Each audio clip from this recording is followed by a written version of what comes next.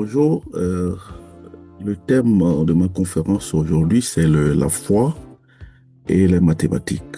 Alors, la foi, on peut la définir de plusieurs manières. La foi peut être comprise comme une conviction intime, une confiance ou une expérience qui ne dépend pas nécessairement d'une religion.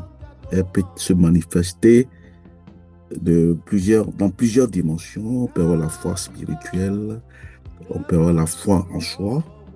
On peut avoir la foi en ses valeurs, mais moi, je vais beaucoup insister plutôt sur la foi spirituelle, c'est-à-dire la foi, la croyance à une force supérieure, et plus précisément, la foi en Dieu.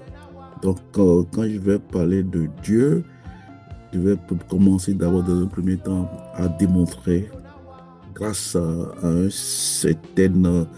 lemme mathématique qu'on appelle le lemme de Zone, qui est en même temps l'équivalent du théorème de Zermelo ou encore l'axiome de choix. Et grâce à ce théorème, je vais d'abord montrer l'existence de Dieu. Et après, une fois que je vais montrer l'existence de Dieu, je vais vous montrer, je vais vous présenter deux modèles sur la foi et les mathématiques, deux modèles différentiels. L'un de ces modèles est caractérisé par l'équation de la chaleur, je vais en revenir tout à l'heure. Et puis l'autre modèle là sera défini par une notion mathématique que ceux qui ont fait un peu les maths jusqu'à un certain niveau, en licence ou en maîtrise, peuvent connaître ce concept-là qu'on appelle le théorème de Rand-Banach. Donc, je vais utiliser le théorème de Rand-Banach, la forme géométrique de ce théorème-là, pour montrer aussi une autre propriété de la foi et les mathématiques. Donc la foi, d'abord, c'est un concept transversal, hein. Dans tout, on peut utiliser la foi un peu partout. Donc c'est une notion que tout le monde connaît plus ou moins. Donc je vais définir, comme je viens de dire tout à l'heure, je vais essayer de démontrer d'abord que Dieu existe grâce à ce lemme de zone là, et après continuer par la suite par les propriétés dont je viens de vous parler. Donc je vais prendre le contrôle de l'écran.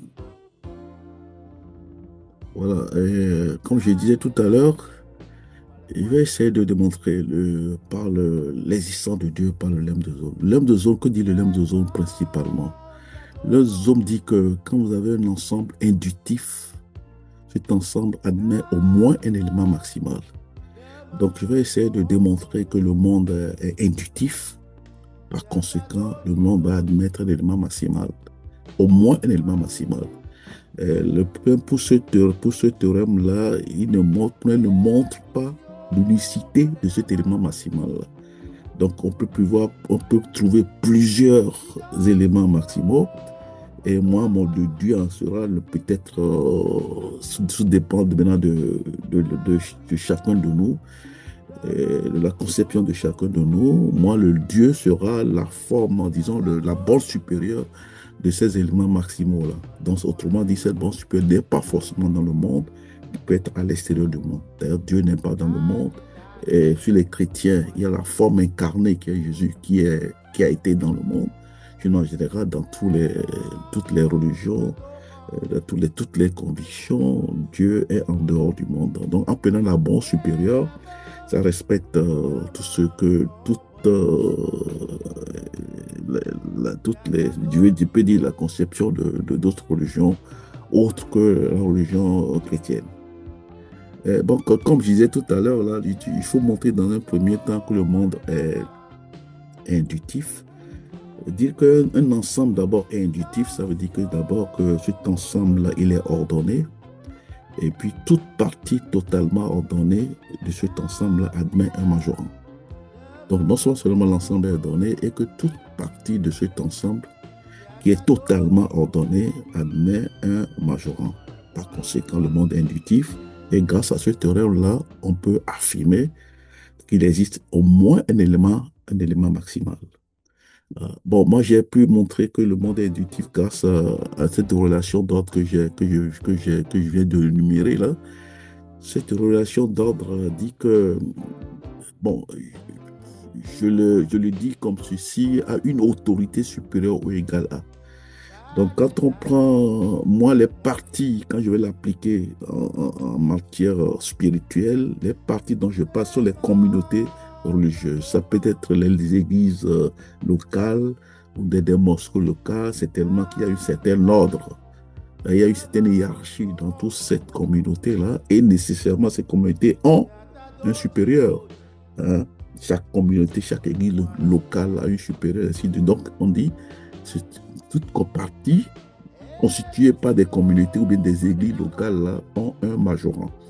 Donc, je peux affirmer que le monde alors, l'ensemble, le monde est inductif, donc admet au moins un élément maximal.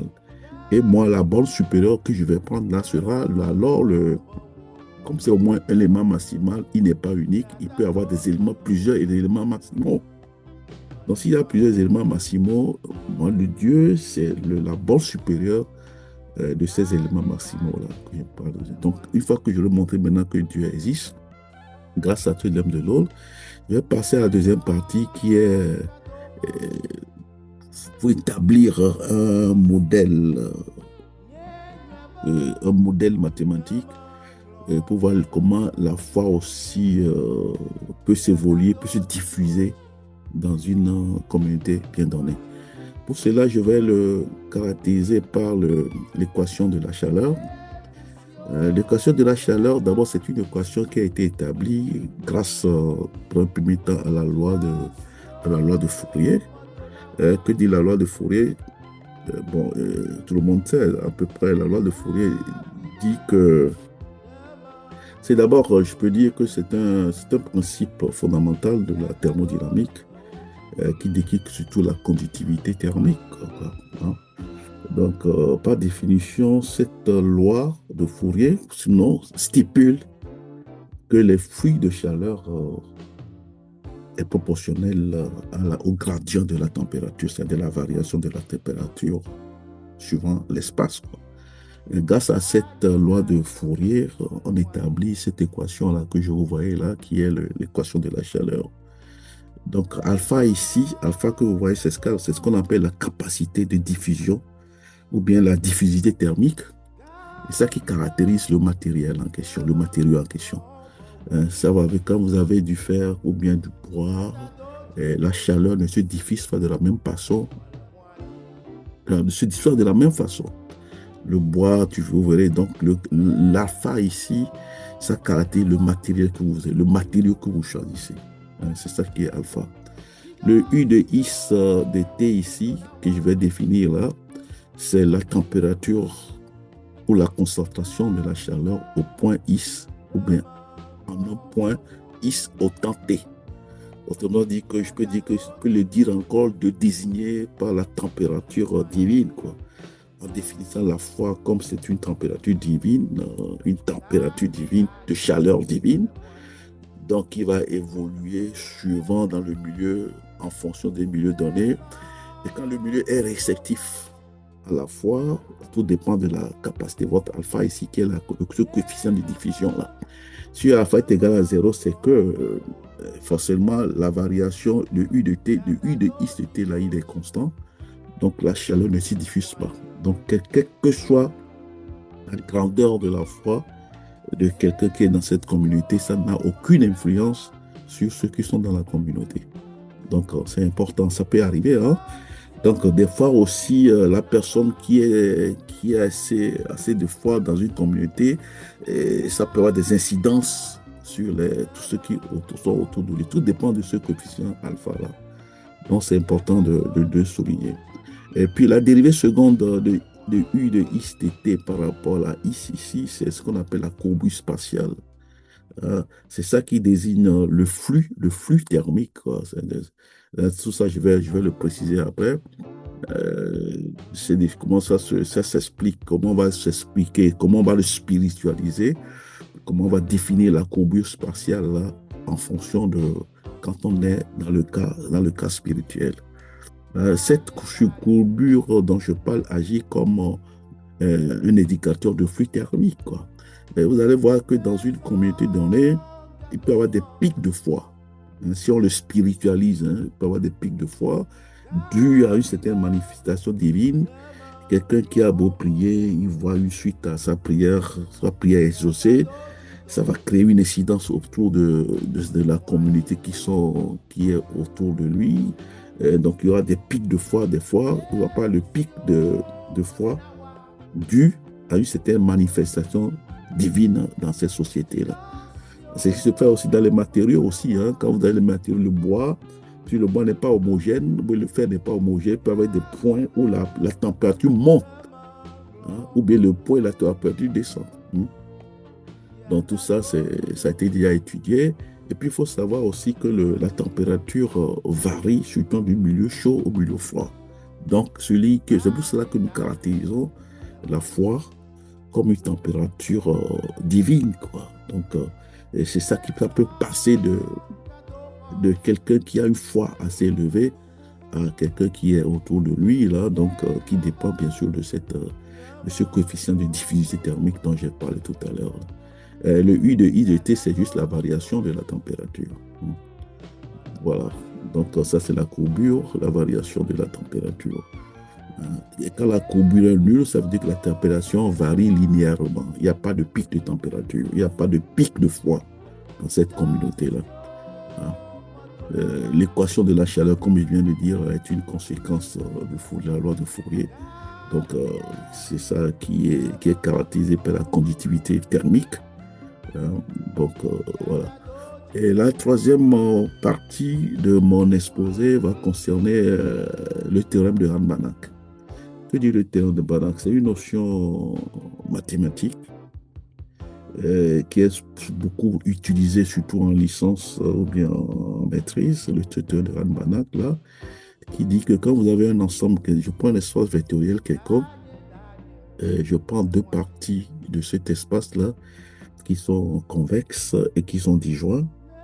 Donc, si l'une des parties est ouverte, là, on peut exister un certain hyperplan qui permet de séparer, soit au sens large ou bien au sens strict, les deux parties-là. C'est ce qu'on appelle le théorème de Rand-Banach, la forme géométrique de ce théorème de Rand-Banach-là. Il y a aussi la deuxième forme géométrique qui parle de la séparation au sens strict de ces deux convexes-là. Donc, c'est ces notions que je vais utiliser ici aussi pour expliquer un certain nombre de choses spirituellement parlant. J'ai pensé à ce théorème grâce à ce verset que je vais vous montrer ici. Hein, ce verset dit que, c'est Isaïe 59:2 qui dit que mais ce sont les crimes, vos crimes, qui mettent une séparation entre vous et votre Dieu. Ce sont vos péchés qui vous cachent sa face et l'empêchent de vous écouter. Vous voyez, les crimes que nous faisons, les péchés, mettent un voile, une séparation entre nous et Dieu. Donc j'ai considéré le grand A, j'ai pris grand A ici comme le monde des pécheurs, et le grand B comme le corps céleste. Et comment j'ai pu écrire ce modèle-là? Bon, comme je viens de dire que c'est le grand A ici. Bon, je vais définir ce que j'appelle pas le grand A. Et supposons maintenant que je prends un individu, je vais définir un individu grâce à cette composante, avec ce vecteur-là, X, dont les composants sont les X1, X2 jusqu'à Xn. Les X qui ici mesurent l'intensité du type de péché de la personne. Hein? Ça peut être comme plusieurs, il y a N péchés, je veux dire. Quoi. Donc, ça peut être mensonge, orgueil, tout ceci sont les XI en question. Hein? Donc, quand l'ensemble si le X est différent de 0, c'est qu'il y a au moins, il a péché au moins une fois. Hein? Il y a au moins un péché dans sa vie. Hein? Donc, c'est ce qu'on appelle le grand A, quand le X est différent de 0. Mais malheureusement, si je prends A comme ceci, cet ensemble-là des X tel que X différent de 0 n'est pas convexe. Quoi. Alors, comment il faut construire un ensemble qui soit convexe. Hein? D'abord, je suis sûr que le A, il est disjoint de B, qui est le corps céleste. Mais il faut montrer qu'il s'est convexe et puis ouvert, quoi. C'est ça, avant de pouvoir appliquer, avant de pouvoir montrer qu'il évite un hyperplan qui sépare le monde des pécheurs et le monde spirituel, le monde céleste, quoi. Donc, j'ai changé le mot, l'ensemble A en définissant un autre ensemble là par ceci. Là, j'appelle un pécheur, être pécheur signifie avoir une charge totale de péché au-dessus d'un seul donné. C'est-à-dire que quoi? Il est bien vrai quand vous péchez une seule fois, un, un seul péché, c'est déjà un péché. Mais moi, j'appelle péché ici, c'est quand vous avez plusieurs de certain nombre de péchés et que la somme, la charge totale de ces péchés définis est supérieure à une certaine constante donnée que j'appelle le seuil en question. Donc, A ici définit l'ensemble des X, dès que la somme est supérieure à un certain alpha. Hein. Donc, on le définit A ici. Là, c'est un demi-espace, donc il est convexe. Donc, ça remplit les conditions d'application de la deuxième forme du théorème de Rand-Manan. Donc, il va exister effectivement un hyperplan qui sépare le monde des pécheurs et puis le monde céleste, le corps céleste. Quoi. Donc, voilà les deux parties que je voulais vous présenter aujourd'hui. Bon, il y a d'autres parties, d'autres concepts, mais je pense que dans les autres exposés, je peux en revenir plus tard. Je vous remercie.